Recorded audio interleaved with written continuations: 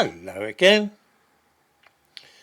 I will confess to growing a little weary sometimes of being compelled to pay lip service to the idea that slaves were all black Africans and as a result their supposed descendants deserve special consideration and sympathy. Although seldom set out plainly in this way, this is the subliminal message that much of the modern West has been indoctrinated to accept. It was, of course, really why police officers in Britain felt the need to kneel down before black rioters in 2020, for example. The transatlantic slave trade causes all us white Europeans to bend the knee and bow our heads in shame at what our distant ancestors got up to. The only problem is that in doing so we lose sight of what happened to our own ancestors. Because some of the most famous people from European culture were, of course, also slaves. I thought I'd mention just a couple of examples.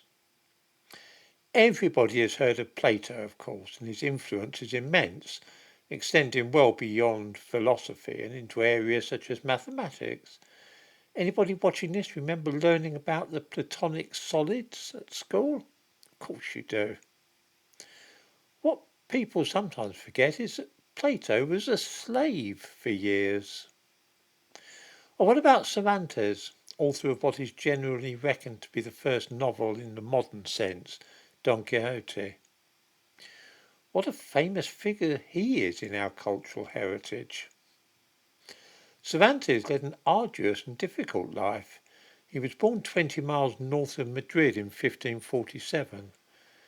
In 1570, Cervantes left Spain and enlisted in the Spanish Marines, who were at that time stationed at Naples.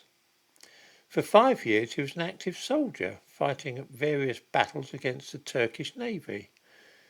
On the 26th of September of 1575, as he was sailing home to Spain, his ship was attacked by corsairs, and he and the rest of the crew were taken to Algiers and sold as slaves.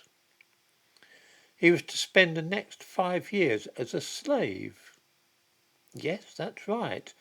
The first novelist in European history was actually a slave in Africa. There are many other instances which I could talk about, but I doubt that it's likely to make any difference to most people's views. Trying to make slavery a purely black experience in the past is fake history.